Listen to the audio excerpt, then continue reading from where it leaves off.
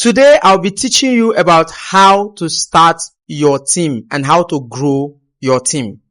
If you're joining me for the very first time, this is the Dear Minstrel Academy channel. My name is Mr. Wealth and I am the lead coach, the principal of the Dear Minstrel Academy. Alright, if you're yet to subscribe, please kindly do so. Kindly subscribe.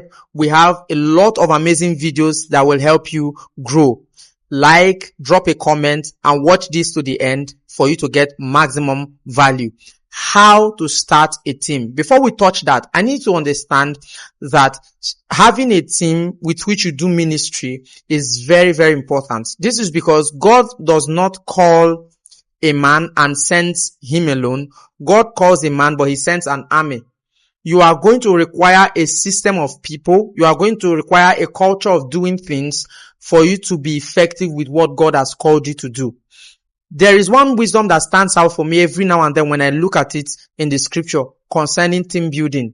The man Moses did not understand the wisdom of team building. So when he brought out the children of Israel from Egypt, he was doing everything himself. Every single person that wanted his case to be solved would meet Moses. One of those days, the father-in-law of Moses called Jethro met Moses and said, "You are going to kill yourself one day. The way you are doing things, you are going to kill yourself one day." Say, why don't you have a team? Have a team of elders that can attend to these people. There are lots and lots of information, wisdom flying on social media. People telling you that as a young music minister, you shouldn't start your ministry with a team.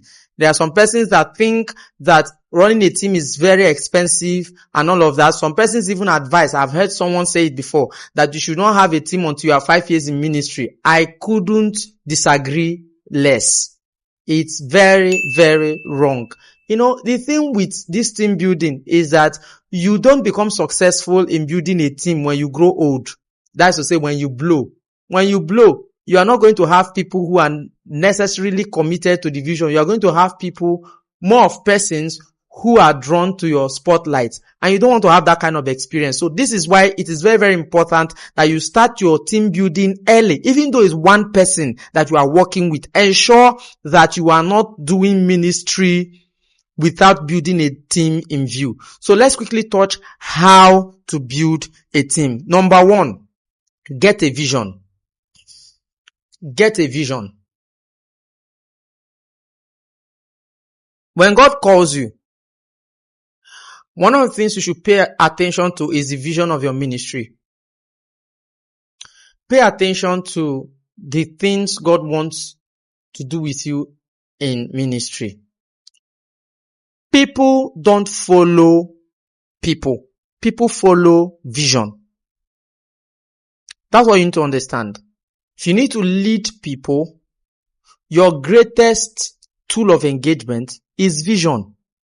Even God himself, he never leads people without giving them a vision.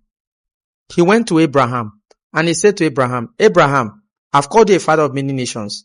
Take your journey, move away from your father's house to a land that I will show you." He showed Abraham the destination, gave Abraham a vision. What's the vision? The father of many nations. What's the vision? A certain land, a promised land that I will give to you.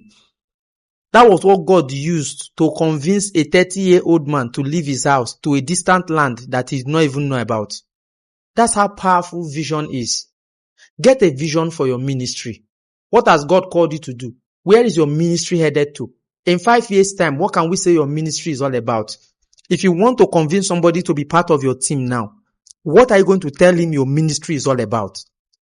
This is very, very important. Hello, this is Mr. Wealth and I hope you are enjoying the teaching. I just want to take a moment to announce to you that I will be releasing a beautiful song titled Jesus is Beautiful, and we are also anticipating my album, the Evening Sacrifice album. This album is loaded with a lot of sounds. I hope you can see the Jesus is Beautiful here. It's right here on my cloth. Yes. So please kindly anticipate with us. If you're not following me on all social media accounts, Instagram, Facebook, TikTok, YouTube, and other channels, please kindly do follow me. And of course, I need your support. Tell your friends, tell your loved ones, join the anticipation gang. God bless you. Then number 2, invitation. When you begin to sense the call of God upon your life and you have now gotten clarity on what your vision for ministry is, reach out to people. Reach out to potential people you feel have the necessary skill you need. Tell them to work with you. Share the vision with them. People can come to you by God sending them, and they can also come to you by you discerning and inviting them. This was how it worked for Jesus. There were some disciples that saw Jesus and came to Jesus. Jesus had to call some of them. Jesus had to tell some of them, leave what you are doing and follow me. Some of them saw him, and without him even telling them to follow him, they followed him.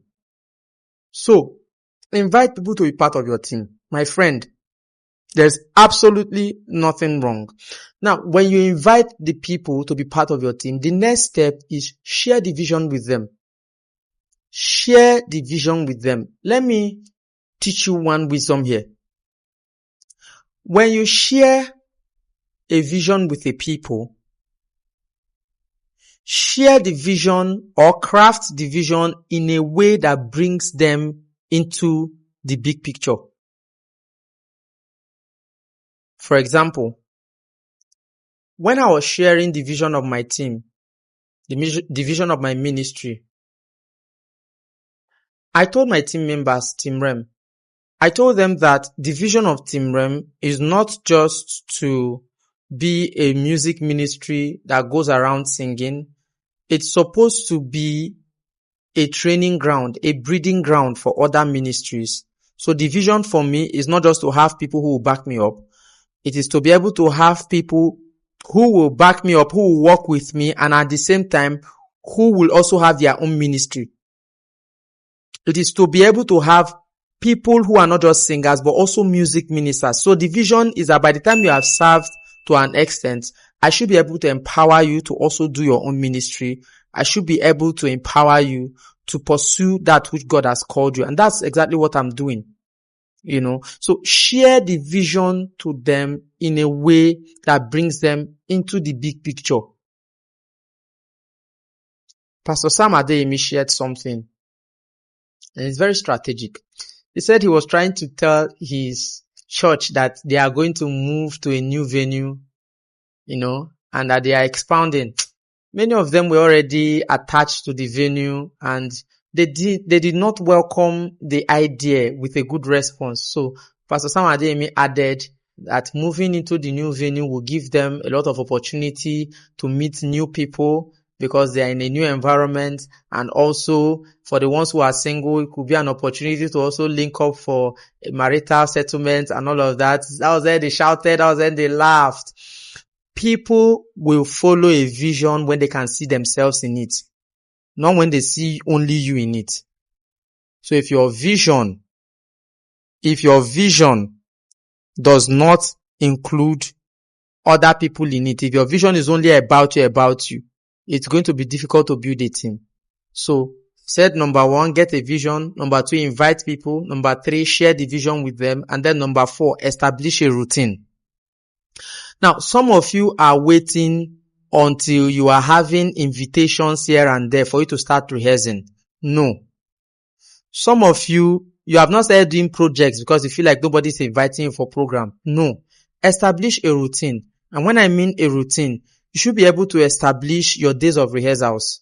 It could be once a month, it could be once in 2 months for the time being. Maybe as your engagement increases, you can now decide to increase the time for rehearsals or the frequency at which you guys rehearse. But it is very, very important that you establish a routine. Who says that your team people, they are only there to be following you for programs? You guys can plan a project, plan a live recording, plan a concert, plan things. Don't only wait until you are invited for a program before you rehearse. Establish a routine. Have a day for rehearsal. Begin to establish the culture of the team. What are the do's and don'ts of the team? This is very, very important. Very, very important. All right. Hello. Special information for every single one of you who have been following the Minstrel Academy series. Do you want to be in a WhatsApp group with other amazing Minstrel Academy students? A WhatsApp group where you can be getting notifications You can be getting updates on academic sessions. You can be getting updates on registrations. And most importantly, you can be getting clips to keep blessing people on your WhatsApp channel. Then click the description section of this video to join our WhatsApp community where you can interact with other amazing students, other amazing people. Be the first to be notified about the conferences. Be the first to be notified about every series that Dear Minstrel Academy will be putting out. God bless you. And then the next one is prayer. Prayer is very, very important. Now, this is in no particular order. For me, I will actually recommend to you that even before you begin to invite people to join your ministry, to join your team, ensure that you have taken out seasons of prayer to pray. Pray to the Lord that the Lord should send every single one person who is called to you for ministry, every single one person who is called to follow you. Pray and summon them from the realm of the spirit. It will make the job a lot easy. I'm telling you the truth. It will make it very, very easy. Then the sixth way to build a team is to delegate responsibilities. This is where systems and structure comes in. Don't do everything alone. People will exert commitment where there's a demand for it. If you are the only one doing things alone, people will not be very committed. Now, I know that once we give people responsibility, there's a high chance that they may not do it effectively. Some of them may be showing up attitudes and all of that. You have to understand that it takes time to build a system. So just because you gave one person to do something and then the person did not do it well, does not mean you can't try another person. Does not mean you can't try another person. Doesn't mean you can't try another person. Just keep trying until you get it right, until the structure and the system stabilizes. You cannot do without delegating responsibility. Delegate responsibility. That's one of the ways you help your team members grow. Don't only be the one organizing rehearsals. Find somebody who organizes the rehearsals. Don't be the one who holds all the money. Find a treasurer. Don't only be the social media manager. Find the person who can do that. Now, at a point, maybe, just because you don't have committed hands, you may have to be doing these things yourself. Because there was a time also in my ministry that I had to start doing, I was everything. But as I began growing, and then I began seeing more and more commitment from my team members, I began delegating responsibility. And right now, rehearsals can even hold without me. A lot can go on without me being around. This is the power of systems and structure. And if you are able to follow this, trust me, you are going to build and grow your team in the right direction. This is not all there is to it. Maybe in further episodes, maybe in part 2, another episode, I'm going to teach you about advanced principles for team building. I hope this blessed you. My name is Mr. Wealth again, and if you're here to subscribe, please ensure that you subscribe. Do so now, please. Share the video to your friends. Drop a comment. I would love to know how this blessed you. And if you're here to watch other videos in this channel, please kindly do. There are many amazing videos in this channel that will bless you. We upload videos consistently once a week. I'll see you next week. Check back to this channel by Thursday next week. You are going to find an amazing video.